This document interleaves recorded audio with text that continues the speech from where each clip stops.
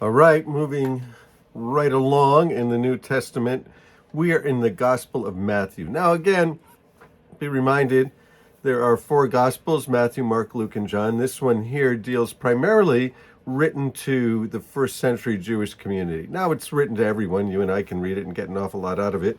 And we want to learn what that community was like anyway, so that we can understand the scriptures and understand Jesus, understand what was going on at the time.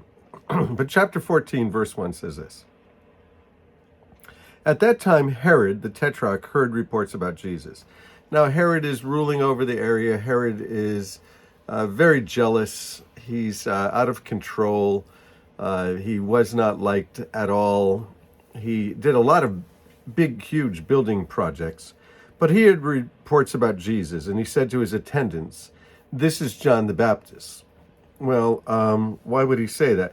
He said, "This is John the Baptist. He has risen from the dead. That's why these miraculous powers work with him." Here's the story. Now, Herod, who was ruling over the area, he had killed John the Baptist. Now, Herod had arrested John and bound him and put him in prison because of Herodias, his brother Philip's wife. Okay, so let's put it in perspective. Herodias was his wife, but that was his brother Philip's wife. She had been married to Philip, and he took her as a wife. For John had been saying to him, "It's not lawful for you to have her." John said, what you guys are doing is wrong. All kinds of intrigue, taking each other's wives. These guys were killing each other, killing their moms, killing their brothers, killing people around them. He said, "It's not lawful for you to do this." So Herod wanted to kill John. But he was afraid of the people because they considered John a prophet. So John is pretty powerful, so it's always a problem when you want to kill a popular person. How do you do that? So on Herod's birthday, the daughter of Herodias, keep what's going on here, the daughter of Herodias, which is probably not the daughter of Herod, it's the daughter of Herodias because he took Herodias from his brother Philip, who was married to her.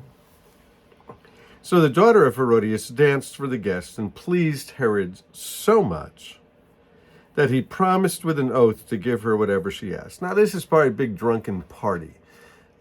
Anytime a ruler would give somebody publicly anything you ask for, how foolish is that? So they would have these parties. These parties would go on for days, maybe even weeks sometimes, these big celebrations, these big drunken bashes, eating a lot, drinking a lot of dancing, a lot of stuff going on, a lot of lewd stuff going on, a lot of bad stuff going on. So he said, "I'll give you anything you want." And prompted by her mother, her and her mother seemed to have some kind of deep relationship here, and probably would if she had come from, being with Philip, and now she's with her mom under Herod. Prompted by her mother said, "Give me here on a platter the head of John the Baptist." So this mom's kind of crazy. She says, "I want you to cut that guy's head off, and I want you to bring him here in front of all of these guests. I want to see his head on a platter." Ooh, ouch. The king was distressed because of his oaths and his dinner guests, and he ordered the request to be granted. So he's bummed out because he knows that the people are going to not like him, but he's got all of these guests, and he made an oath. Well, you don't get super drunk is the one of the morals here. He had John beheaded in prison, and his head was brought in on a platter and given to the girl, and the girl brings it to her mother. Now these guys are sick. The girl gets it, and the girl brings it to mom. "Hey, mom, here's the head of John the Baptist." John's disciples came and took his body and buried it, and then they went and they told Jesus. It was interesting. I had read quite some time ago an article that said some monks had found the body of John the Baptist. And I thought, well, that's pretty intriguing, that they had found the body. Well, not the body, the bones, the grave. But it turned out that the guy had a head, so couldn't be John the Baptist. So John the Baptist is beheaded because of this.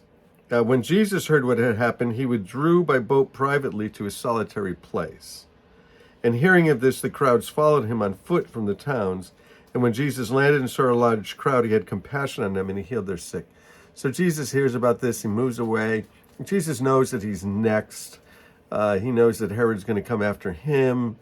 But Jesus gets on a boat, he goes, but the crowds are following him. They're going on foot. Where Jesus goes, they go. He shows up, and he has compassion on them and heals them. As evening approached, the disciples came to him, and they said, this is a remote place. It's already getting late. Send the crowds away so they can go to the villages and buy for themselves some food.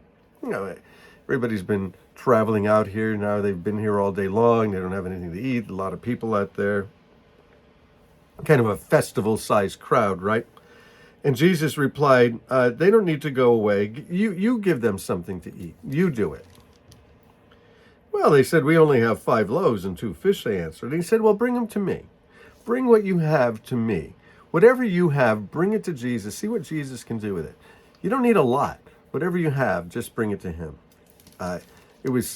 Jesus said, you know, talking about the greatest in the kingdom is the one who serves the most. And Martin Luther King said, anybody can be great because anybody can serve. And so whatever you can bring to Jesus, he can use it. Whatever. It doesn't need to be big. Just, you know, a couple of loaves of bread, a couple of fish, bring it to him. So they brought it to him, and he directed the people to sit down on the grass. He took the 5 loaves and the 2 fish, and he looked up to heaven, and he gave thanks, and he broke the loaves. And then he gave them to the disciples, and the disciples gave them to the people. So you give it to Jesus, he blesses it, then he gives it to you, and you give it to the people. You see, that's what ministry is.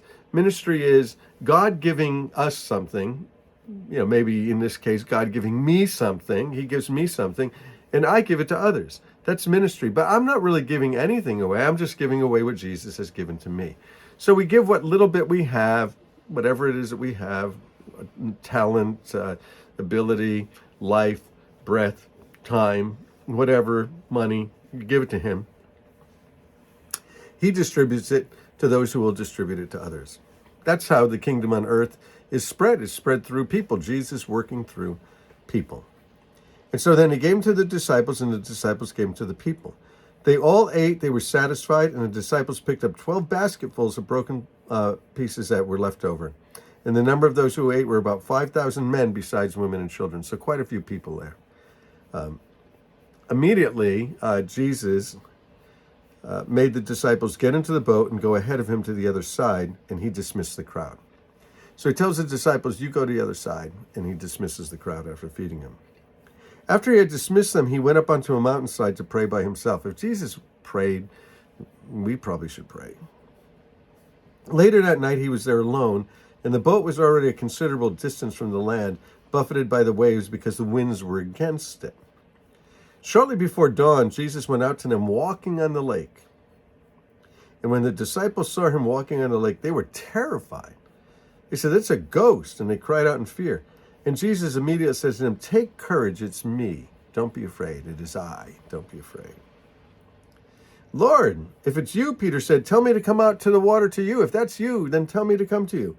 And Jesus said, come out onto the water. I'm walking on the water. You do it too. Well, then Peter got down out of the boat. He walked on the water and he came towards Jesus. But when he saw the wind, he was afraid and he began to sink and he cried out, Lord, save me. Immediately, Jesus reached out his hand and he caught him. He said, you have little faith. Why did you doubt? You were doing it. You were doing it. And just, have some faith. You could do some more. And so, we do something and then we're like, oh, I'm afraid. And well, have some faith. And when they climbed into the boat, the wind died down. And then those who were in the boat worshipped him, saying, truly, you are the Son of God. Truly, you're the Son of God. Who could do that? You see, you're seeing that Jesus has power over everything. Power over blindness, power over being deaf, power over death, power over storms, power over wind, power over creation, power over nature. And when they had crossed over, they landed at Gennesaret. And when the men of that place recognized Jesus, they sent word over the surrounding country, and people brought all their sick to him, and they begged the sick to touch even the edge of his cloak, and all who touched him were healed. So absolutely amazing. Some people say, Peter fell into the water. Hey, look, Peter tried. Peter had faith. Peter had trust. Peter went out. Like he didn't complete the task of, walking and staying on the water, but he got out. And I think that God is calling us as well, to get out, step out onto the water, have some faith, do something. Listen to Jesus. Listen to the call of Jesus. He's certainly wanting to work through us, right? That ministry thing, what something comes from God, he gives it to you so you can give it to others. You don't need a lot, just a little bit. And if you take that little bit that he gives to you and pass it on to others, it'll be multiplied. Amazing, amazing principles. The gospel of Jesus Christ, according to Matthew. So we'll continue. Tomorrow we'll finish up the week with chapter 15. Hey, bless you guys.